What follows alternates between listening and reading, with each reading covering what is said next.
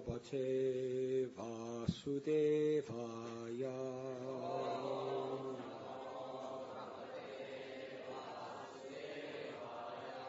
Om Namo Bhagavate Vasudevaya.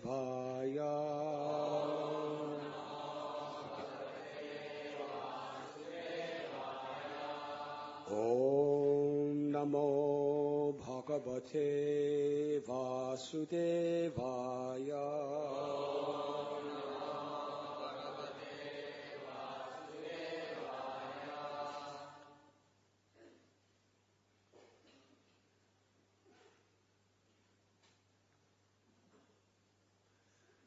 Kalena Pachatvamitheshu Kritsnasu.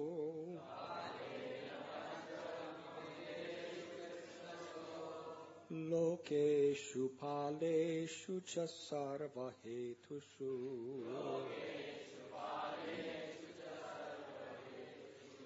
Tamas Tadasid Gahanam Gabhiram.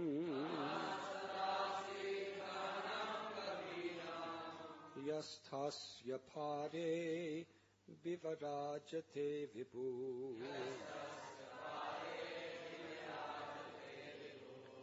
Kalena Panchatvamitheshu Krishnaso.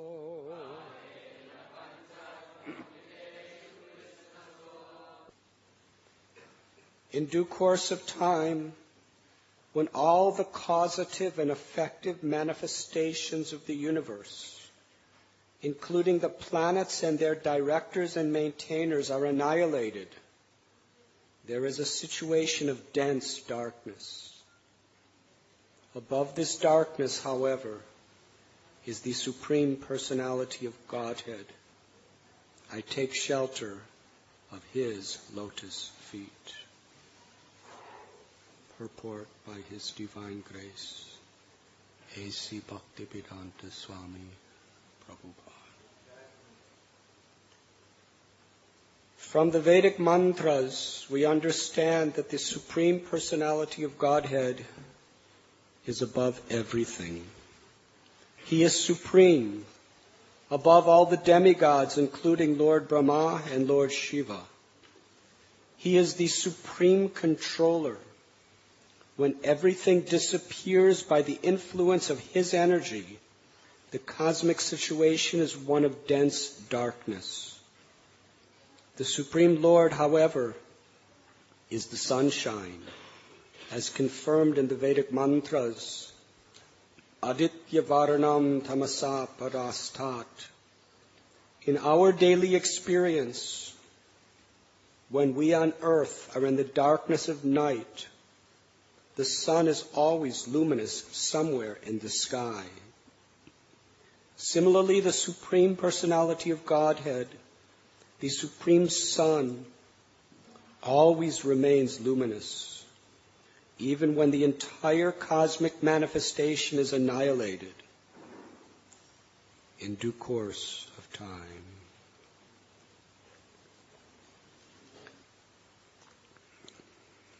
We are reading this morning from Srimad Bhagavatam, Canto 8, Chapter 3, entitled Gajendra's Prayers of Surrender. Text number 5.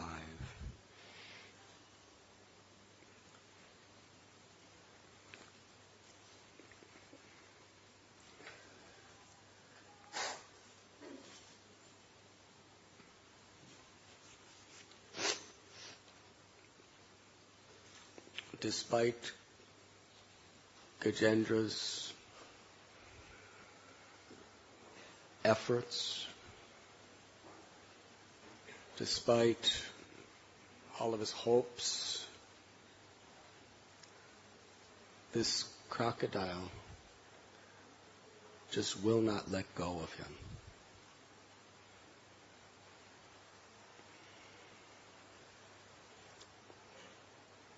Gajendra, who is living what any materialistic person would consider an ideal life in every possible way,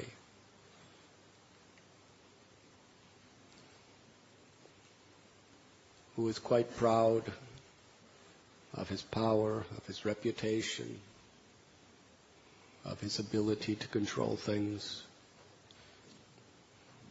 now finds himself trapped in the jaws of a crocodile.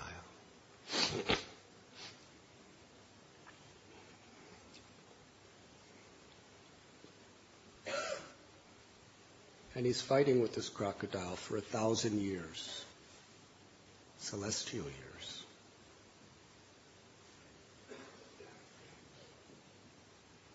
And it doesn't say it in the Bhagavatam. But if it was most of us, and probably Gajendra also, he must have been thinking, this crocodile has to let go sometime.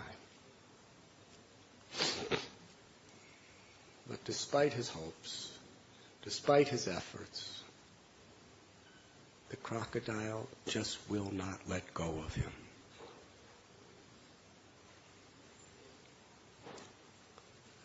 This is the way Maya works for everyone. She just won't let go,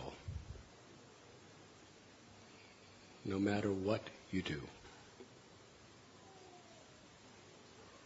The only thing that can break us loose from the jaws of the crocodile of material energy is when we totally humble ourselves, like Gajendra, realizing that we are completely helpless, and we surrender. There's no other way out of the crocodile of Maya except to surrender to Krishna. And the surrender, it requires to be of the qualitative feeling of Gajendra. So surrender is not by how we perform our rituals, by how we perform our austerities, by how we become popular in the eyes of others, or unpopular. It's a matter of really humbling ourselves and saying, to Krishna, I'm yours. I'm suffering. This crocodile of Maya is killing me. And there's nothing I can do. And despite hope after hope, now I realize it will never go away until I surrender.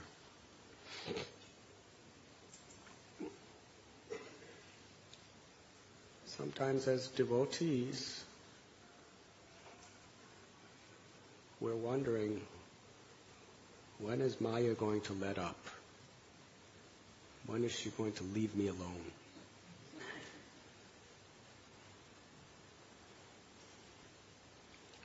Well, the answer is never. Until you surrender like Gajendra. Advancement in Krishna consciousness is not about how many verses we learn. It's not about how many years we've been around. It's not even about how many times we've gone around Govardhan Hill or how many rounds we've chanted. All these parikramas, all these rounds that we're chanting are all meant to bring us to the point of total surrender. And until that total surrender, Maya's not going to give up. She's going to be there.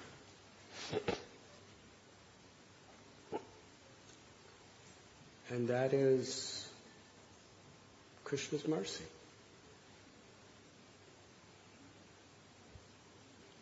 Krishna doesn't settle for less than complete surrender. He'll settle for whatever you give. But he wants to give you the highest. And you cannot get the highest unless you realize there's nothing else. Everything else is coming and going like the seasons.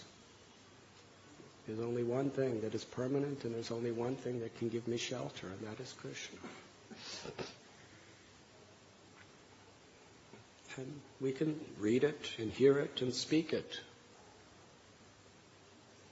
But we really have to not just believe it, but we have to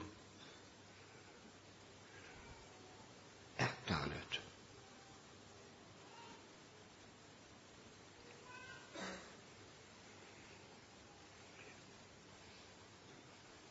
There are dark times in our lives, but nothing is so dark as after the cosmic annihilation. There is nothing but darkness. Yes, in life, it might be a hard day, but we have faith that better days will come. Yes. Maybe a very stormy day in the weather, but we believe that a better day will come. We may be going through some problem,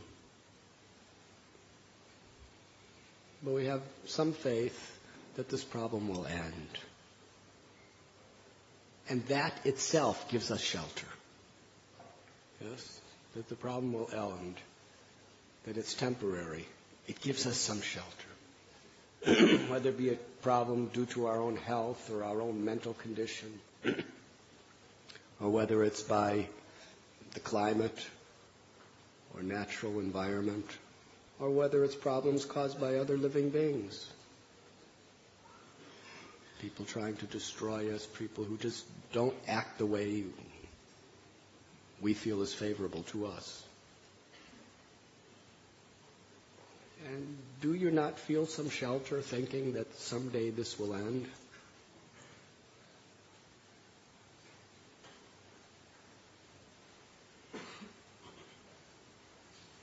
Well, at the end of during the cosmic annihilation and after, there's an entire night of Brahma, which is billions of years, where there's no sun, where there's no light. It's total darkness, and there's nothing you can do. In fact, you're sound asleep. Such a totally helpless condition.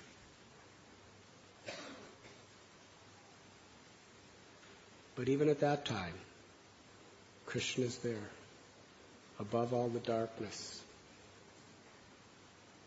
giving the splendor of unlimited suns, inviting us into his eternal transcendental pastimes to give us total relief, shelter, and ecstatic joy.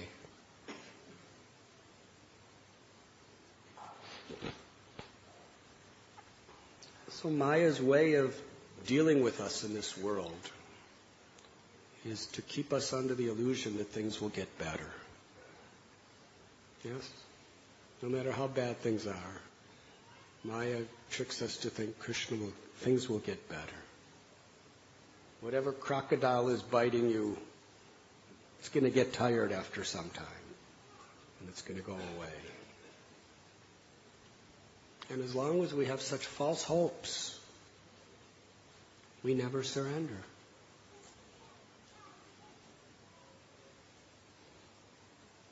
The reality is, as soon as you come into this material existence, the moment you come in, this crocodile of illusion has you in its grips and will never let go.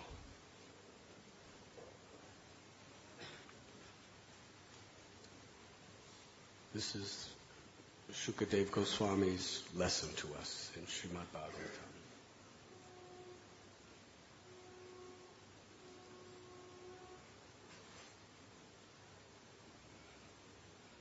After all else has failed, Gajendra is conscious that only Krishna can save me.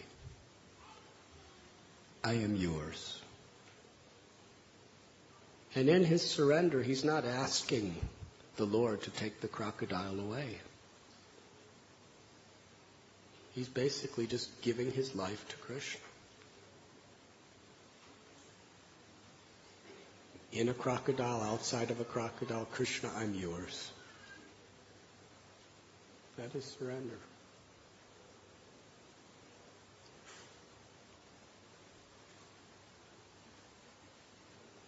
We should be aware that in this pond of material existence, we are always in the jaws of this crocodile.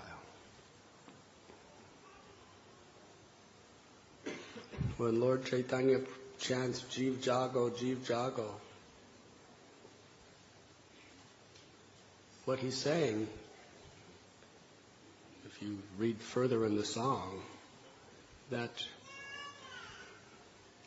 the first aspect of surrender is to recognize that we're in the crocodile's mouth. Bhakti Vinod Thakur cites Lord Chaitanya's words, you are spending your days and nights uselessly decorating your dead bodies. Maya is very strong.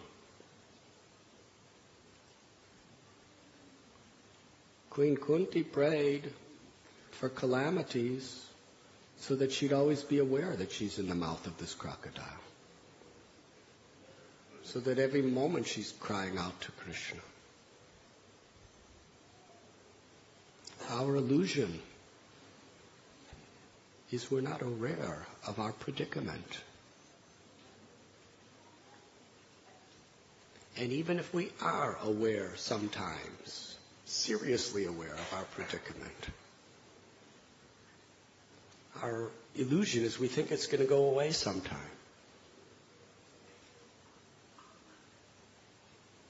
Until we surrender to Krishna, it doesn't. You're going to get old. You're going to get diseased. You're going to die, no matter what you do in this life. And then you have to go through the trauma of birth. And you have to go through the whole thing again and everything in between.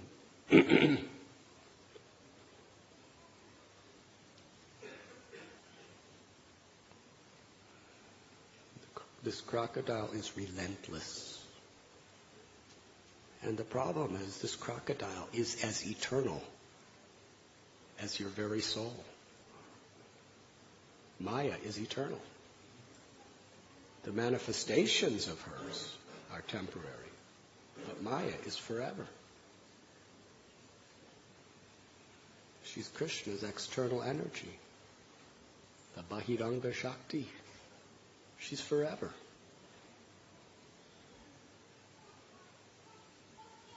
And she gets her jaws around you. She'll never let go for the rest of eternity. Until you surrender to Krishna, surrender to God.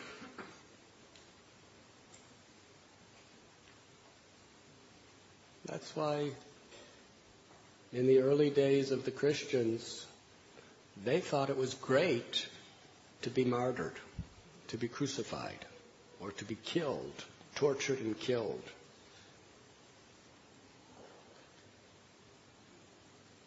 Because they felt that in that situation where I'm being tortured and killed, in the name of God, I could really take shelter and get out of this mess.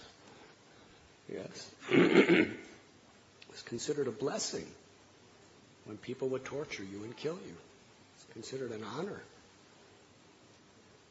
and a great opportunity.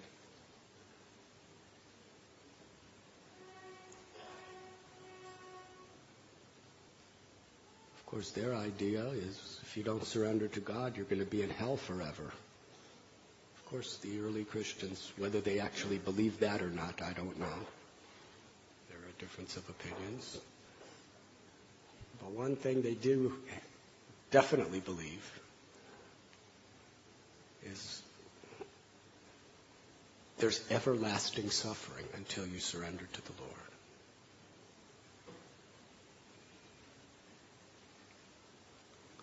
We have that in common. So whatever situation, don't let Maya trick you, thinking, just don't worry. My jaws will get less after some time. Just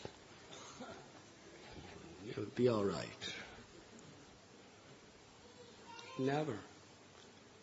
Whatever form the sufferings come, if we suffered the way we wanted to suffer, it wouldn't really be suffering.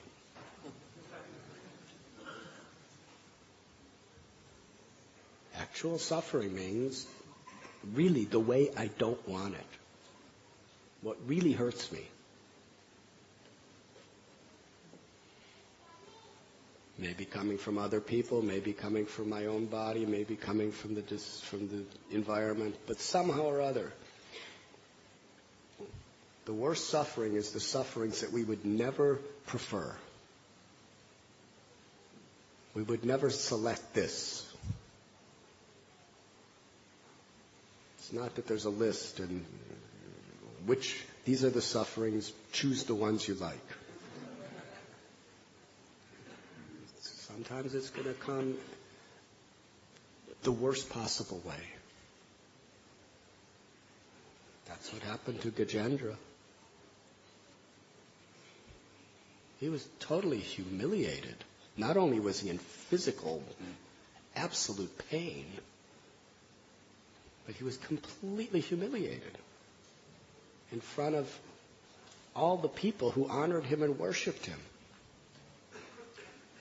He was the king. His own family members, his own wives, who just considered him infallible. His own children, who considered him their shelter. His own subjects, who feared him because of his power. In front of everyone.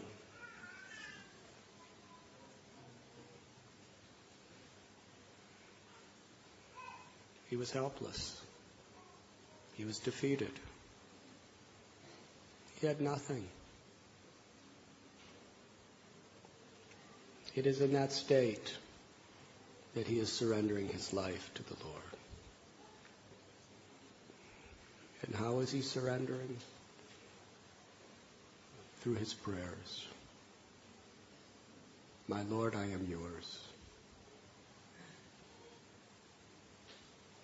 Today's verse. In due course of time, when all the causative and effective manifestations of the universe, including the planets and their directors and maintainers, are annihilated, there is a situation of dense darkness.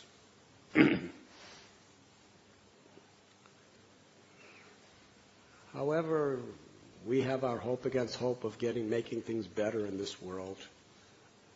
Eventually, it's going to be this total annihilation. You may think, well, I will die, but my children will carry on my legacy, and I will live through my grandchildren and my great-grandchildren and all of that stuff. But eventually, nothing else exists. Everything is destroyed. Your property. You may think, oh, I built this beautiful home, or a government may see we have built this beautiful monument which is going to last beyond my lifetime. But it's all going to be destroyed.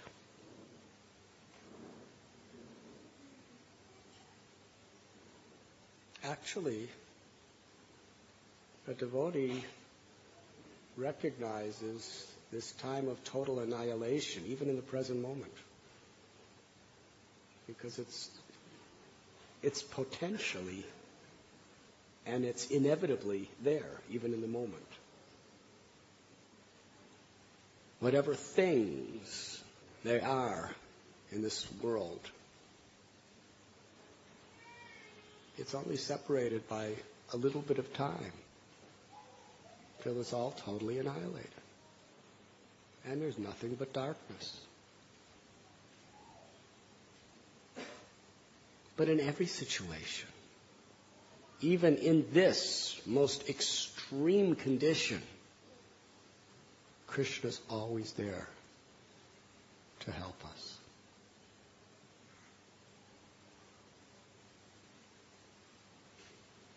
He never lets his devotee down.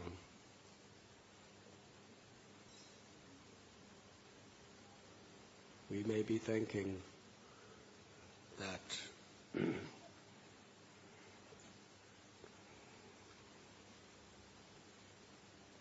there's some other shelter. But Krishna is Surada Sarva Bhutanam. He's everyone's best friend. Whatever's happening, he's right there. It's a Paramatma within our heart, just waiting to give us a completely blissful life.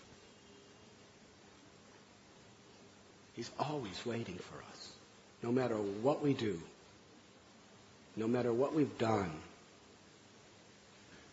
Krishna never leaves us. Who could be a better friend than him?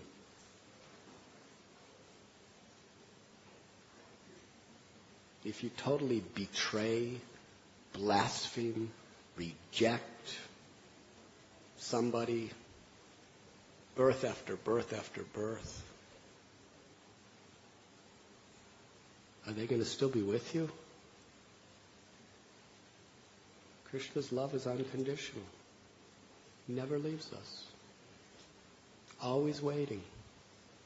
Always willing to give us a chance. And even in the total darkness of total annihilation, Krishna's always there, like the sun. In other words, there's no time when Krishna will not deliver us if we just turn to him.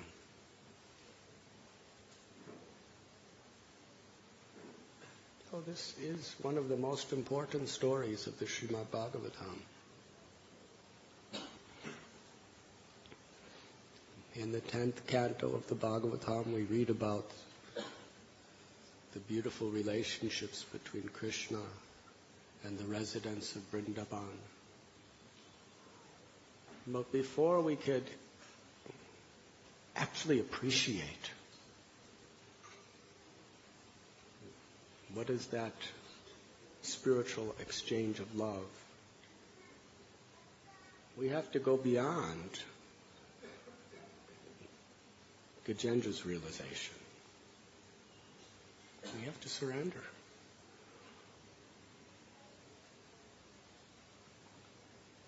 And in this age of Kali,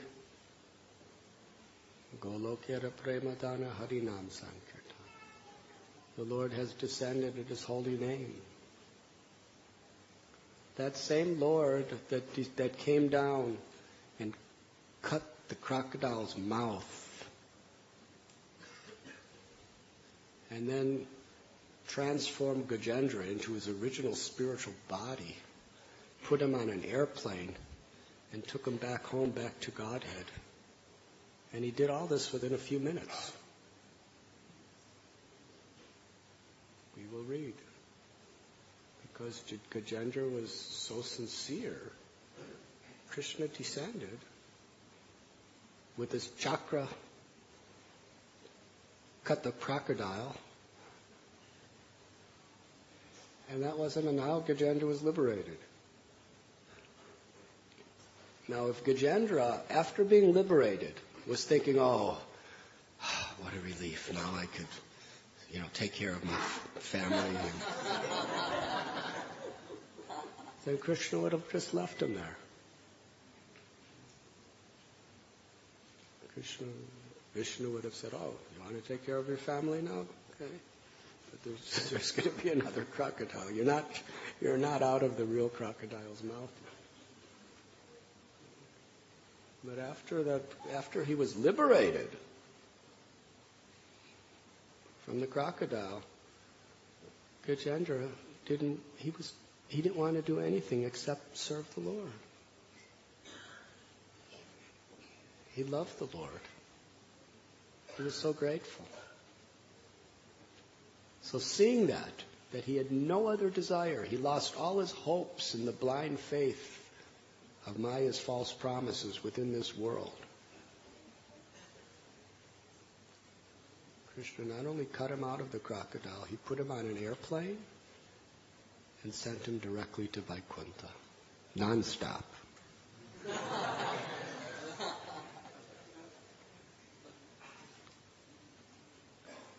And the holy name has Kali Kale Namarupe Krishna Avatar. And in age of Kali especially, the holy name incarnates for that same purpose. By the holy name alone, we could be liberated from the jaws of the crocodile of material energy. And the holy name can take us back home to the eternal world of the Supreme Personality of Godhead.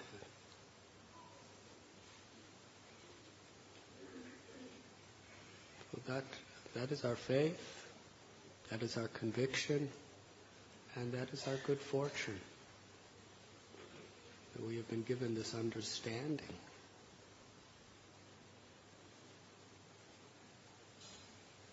Chaitanya Mahaprabhu told that brahmachari, Brahman,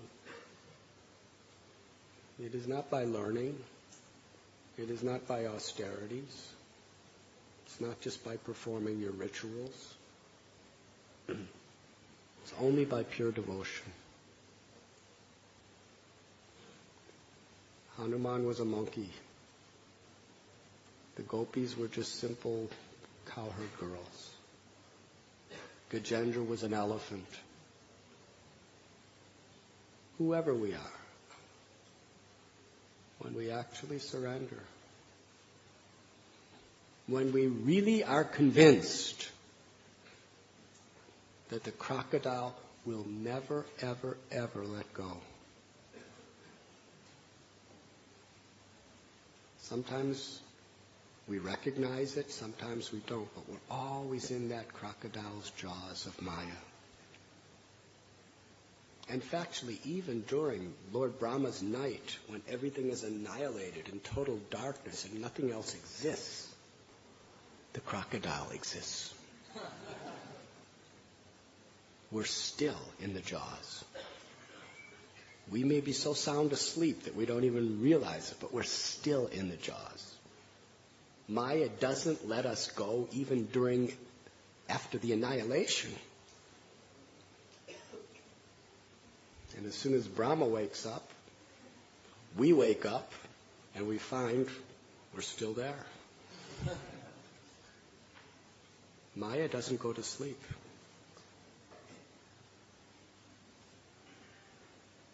She's awake 24 hours a day for eternity. She's Krishna's material energy.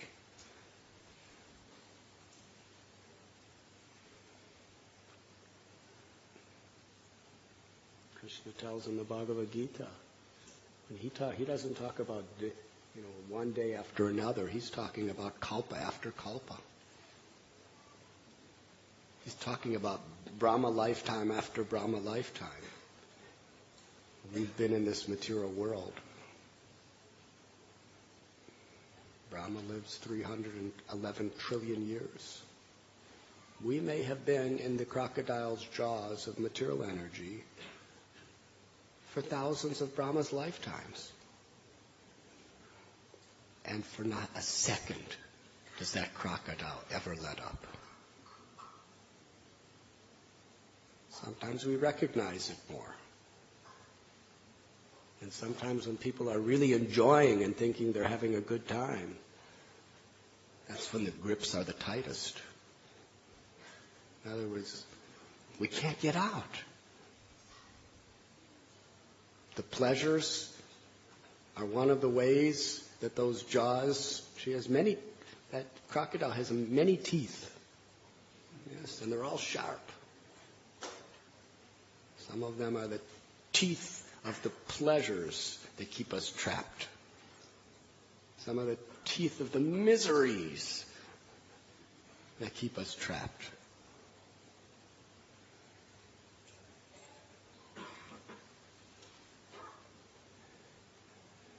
Sometimes, we may shift from one tooth to the other, but we never get out of the jaws.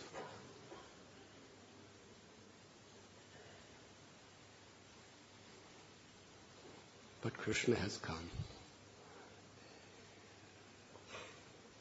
in the holy name to deliver us. And then we realize what a blessing this crocodile really is.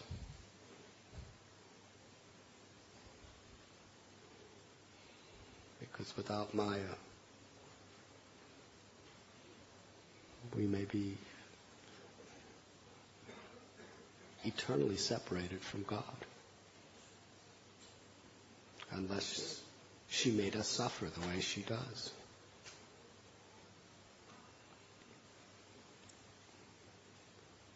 So in the spirit of Gajendra, not tomorrow, but today,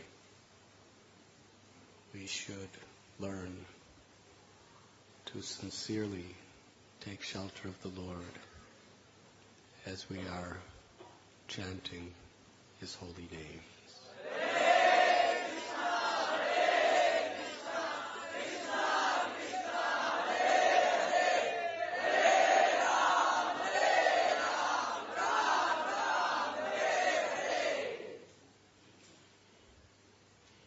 Material desires never go away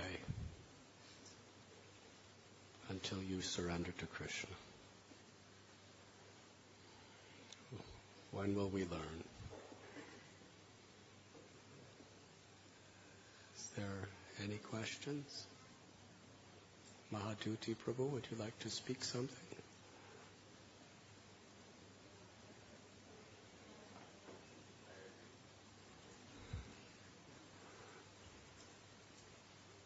Yes.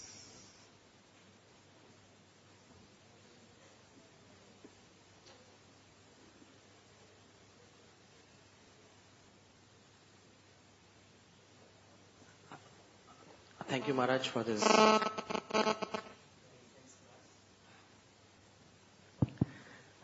It was a very intense experience for me during this whole class, Maharaj, and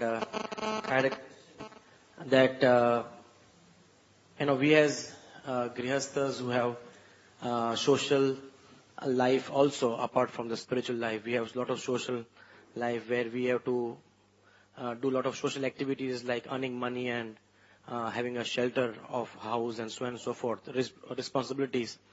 So while we are learning as sadhakas to take shelter of the Lord, we are in a process.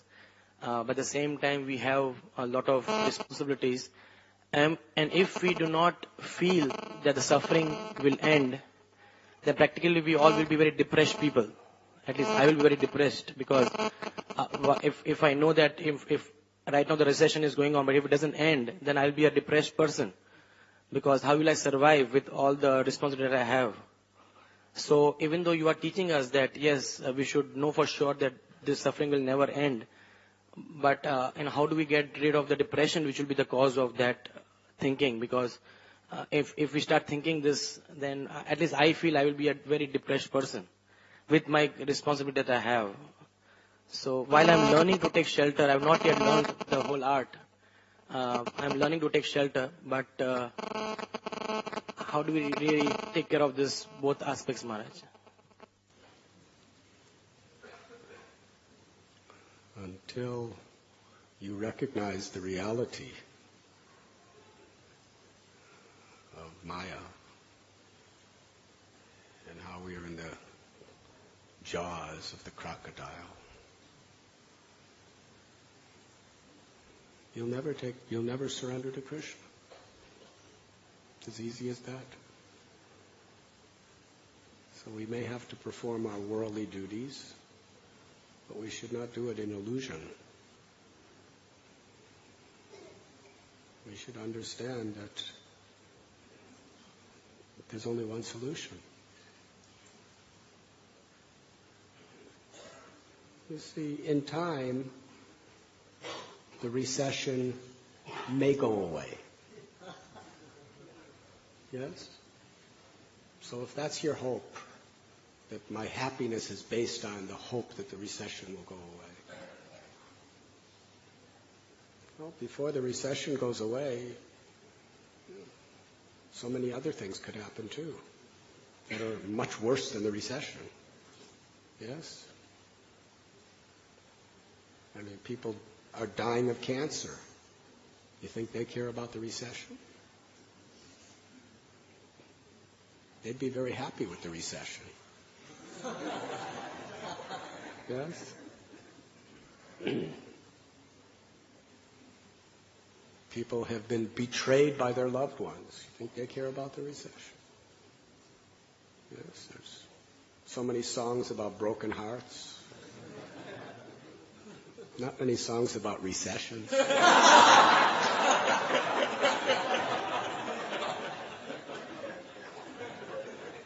There's just as many songs during economic prosperity. Yes?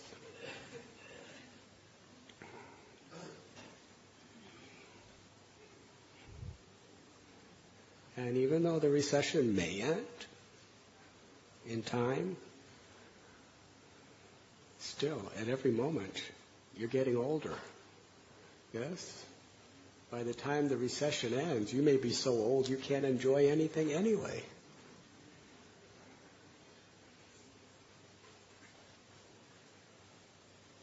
Very soon we have to grow old and we have to die. Is there less people dying during economic prosperity than there is during a recession or even a depression?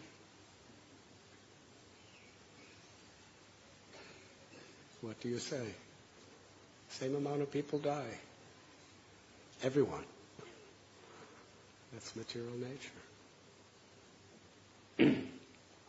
So yes, we have to do our best to perform our duties within this world. But we understand through the eyes of the scriptures that dukkhalayam ashashvatam, that we need Krishna ultimately.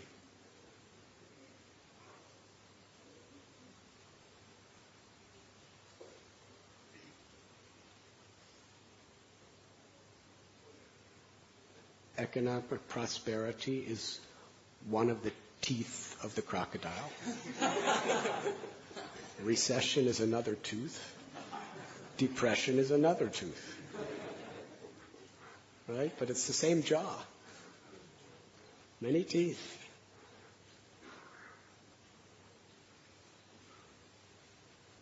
Hari, am I depressing you more? No, we should not be depressed because we understand that there's always hope. Which is better, to be in the illusion that things are getting better, or to actually be in the reality where things really do get better? It's like Srila Prabhupada gives the example of the goats in the slaughterhouse. They're standing in line. One by one, they're getting their heads cut off, being slaughtered. But the ones who are standing in line, they keep them moving forward by giving nice, delicious things to eat. Yes. So they just keep giving delicious food. And each one is enjoying, and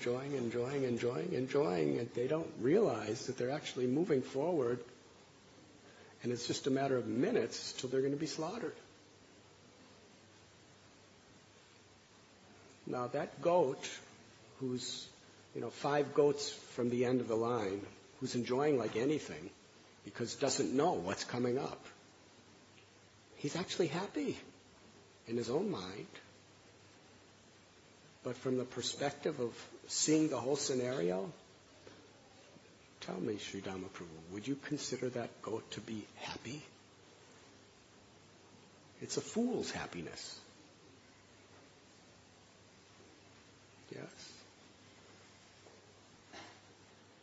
Somebody has a terminal disease and they're going to die within a month and they don't know it. Do you consider, such a good life? Isn't it better to know it and do something about it? Yes?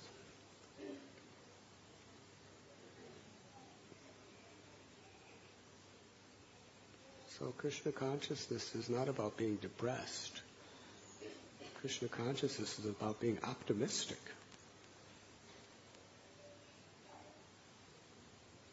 Even in economic prosperity, still the threefold miseries are the same. Yes? They just may be manifesting in slightly different ways. And still, time is consuming our life.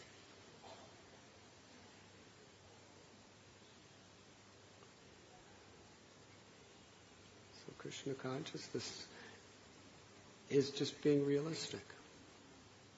And being completely hopeful, completely optimistic, and being completely out of depression because we see God.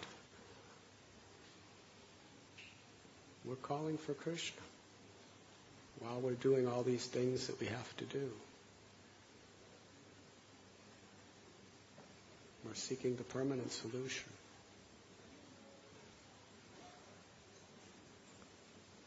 So whether there's recession, or whether there's depression, or whether there's abundance of everything material in this world, whatever happens, devotees continue reading Srimad Bhagavatam and chanting the holy names. Yes?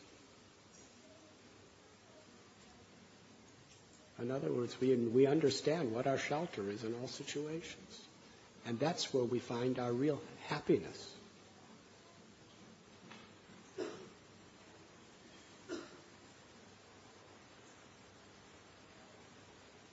Even if nuclear bombs start falling on our heads, what will we do? That's a pretty depressing situation. When the Japanese were bombing Calcutta and the air raids were going off and people were going into these undergrounds, Prabhupada was cooking puris for his deities. He was happy. He said, Krishna has come in the form of time. Time I am. He's come in the form of these bombs.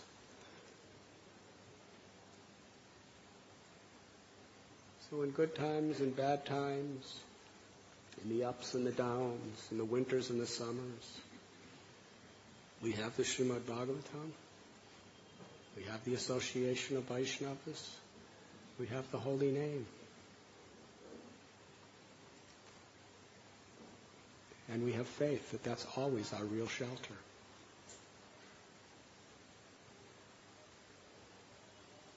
And that's wonderful. Yes, we have to do our best to make this world a nice place.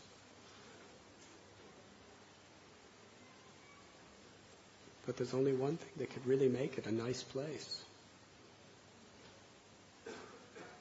And that's to see how everything is meant for Krishna. That consciousness makes it a nice place.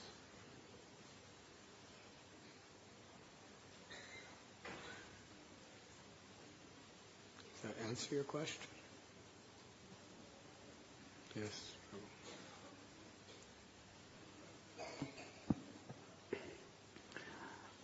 We normally say that as we spend more years in Krishna consciousness, we are supposed to go more deep in the chanting of the holy name. But when I see this small journey in Krishna consciousness, that now with increasing age, there are increasing responsibilities at job, also increasing responsibilities in the temple. And all that, the way it affects the chanting and the quality of chanting becomes so bad. And when I look back myself as a student, I feel that I was chanting quite better way compared to now. So no way I see that I'm going deep into the holy name, rather a reverse process is happening in my life. And that brings a kind of hopelessness that with all these increasing responsibilities of job, family, or devotional responsibilities, the chanting is ultimately getting affected. So a kind of hopelessness comes, that is there any hope that we'll go deep into the holy name some point of time? Hare Krishna.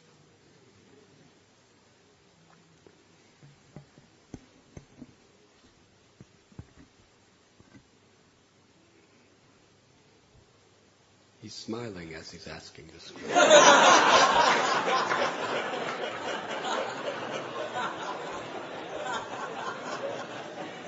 Now he's laughing as he's asking.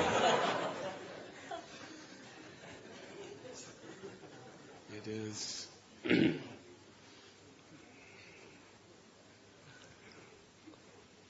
is Krishna's pleasure that is most important.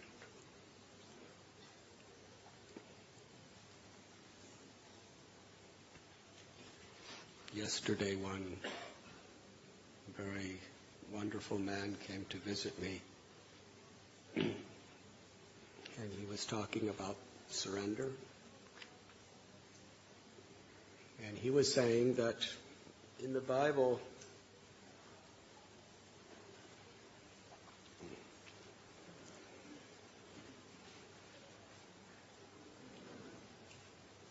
the 10 Commandments are there. But the real commandment was, may thy will be done.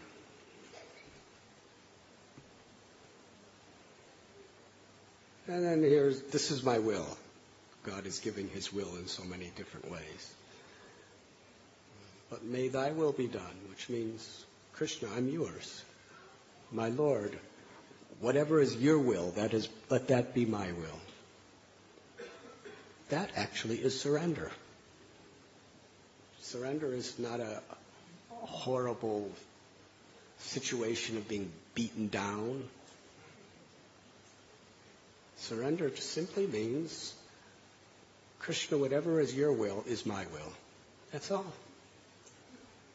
It's very beautiful. It's very sweet. You can do it even in the happiest moment.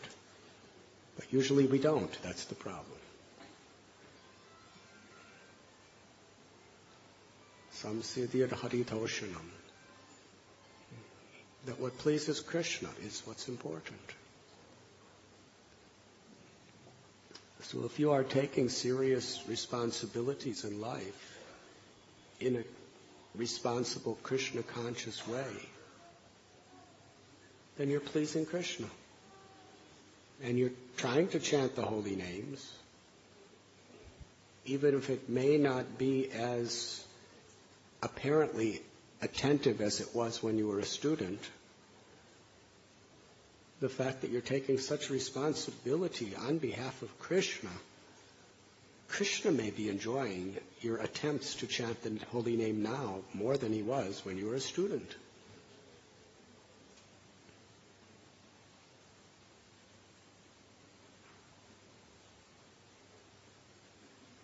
We should sincerely try to be very, very attentive to take shelter of the holy names of the Lord. But we should understand that our service attitude and our willingness to take responsibility in a Krishna-conscious way is very, very pleasing to Krishna. And in that mood, even if our mind may be apparently less attentive, Krishna may be much more pleased with our chanting now, and I'm sure he is in your case.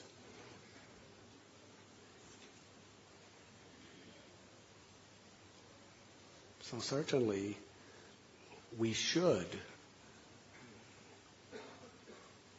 take extremely seriously the priority of putting quality time aside to chant the holy names every day. That's very, very important.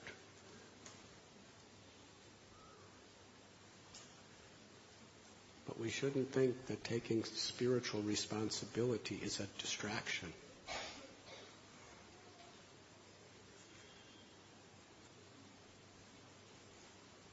Prabhupada said we make spiritual progress according to how we take responsibility in Krishna service. For a grihastha, family is a responsibility if we're raising them in Krishna consciousness. And our duties to the mission of Lord Chaitanya Mahaprabhu are serious responsibilities. So do not be discouraged. If you're taking these responsibilities honestly and sincerely, Krishna is very pleased. But at the same time, we should not justify, in the name of our responsibilities, becoming lax in our chanting.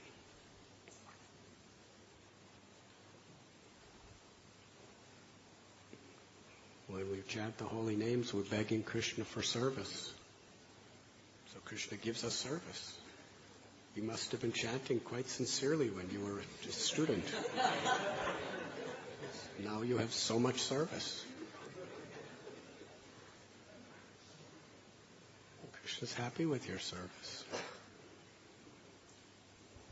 But avoid offenses and continue striving to chant as a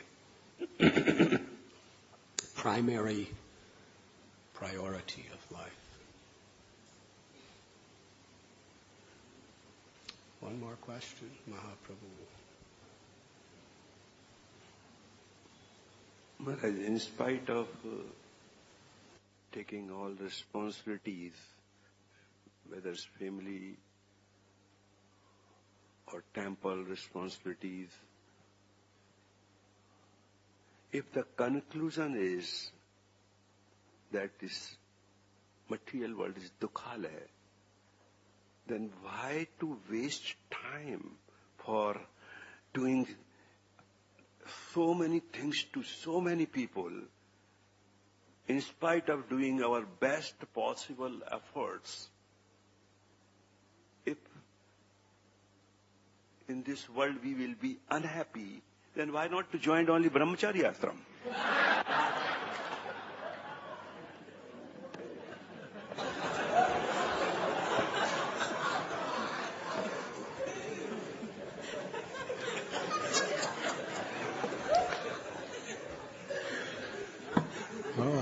I'll ask the brahmacharis right now if they want you to join.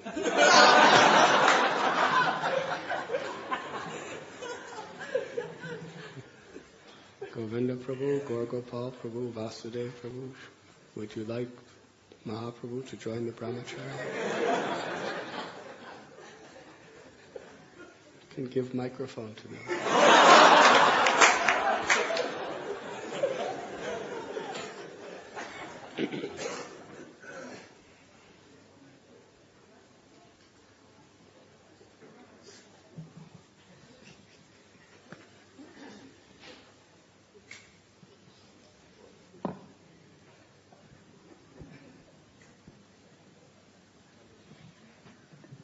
What should I say, Maharaj?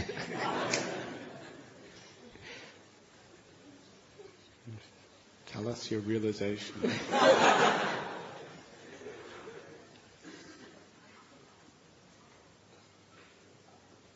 Mahaprabhu, we can talk privately.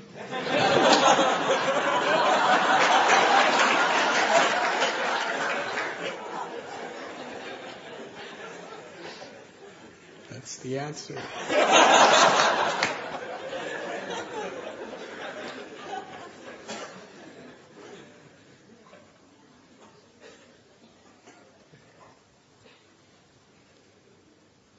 Grihastha ashram is another type of ashram. There's brahmachari ashram, grihastha ashram. All these different ashrams are meant to prepare us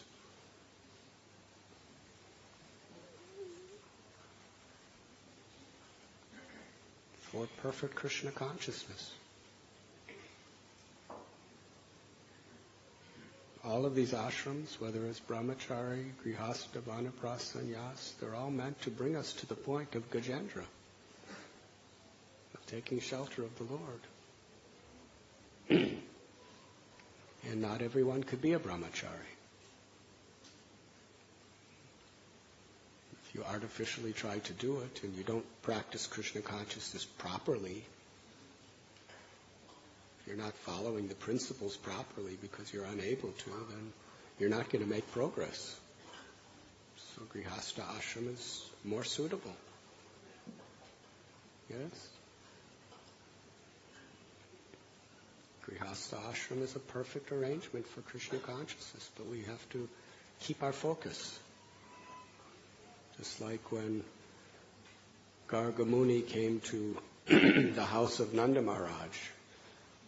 Nanda Maharaj said, we grihastas, we get caught up in all these worldly things, but you saintly people, you come to our houses just to remind us and keep us focused on the real goal of life. So all the responsibilities of grihastha ashram,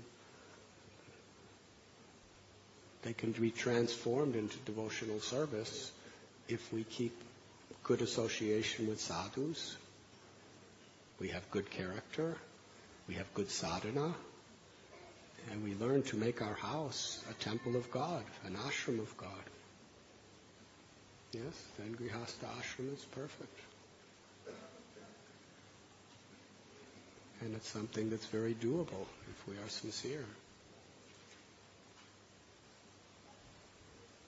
But if you read the prayers of the great grihastas or the great brahmacharis or sannyasis in the scriptures, they all basically say the same thing. They're praying to the Lord to keep them free from the illusion that I'm the enjoyer, I'm the proprietor, I'm the controller.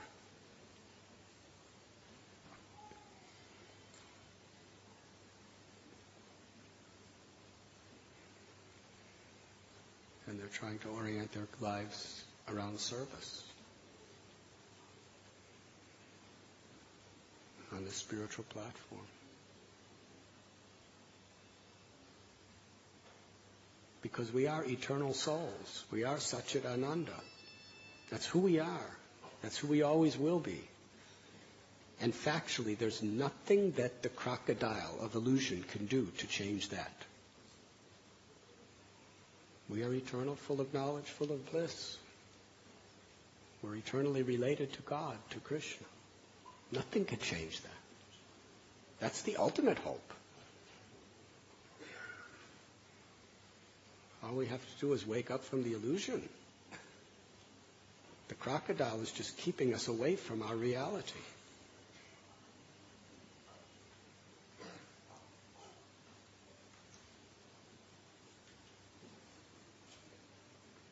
So obviously when Govinda said he wants to talk to you privately, my interpretation of this is that you would not make it in the brahmachari ashram.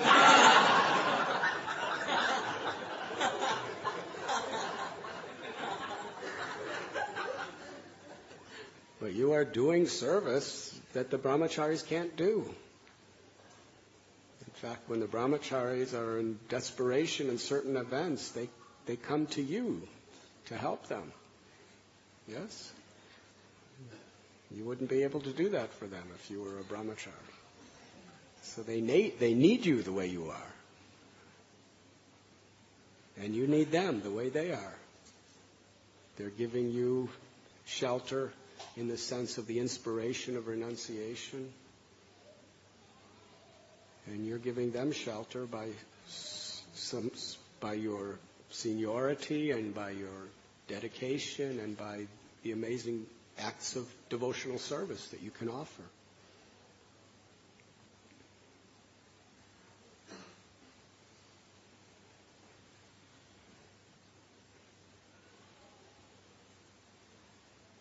Does that answer your question? Still, you should speak to him privately.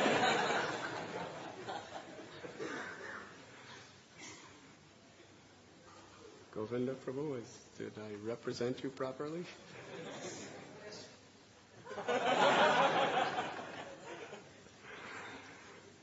Thank you very much. Srila Prabhupada ki jai.